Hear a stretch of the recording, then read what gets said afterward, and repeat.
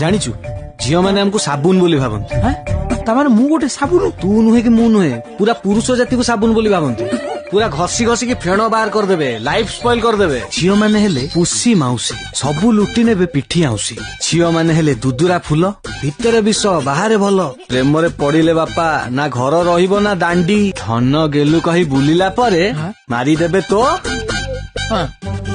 ଭାବୁନୁ।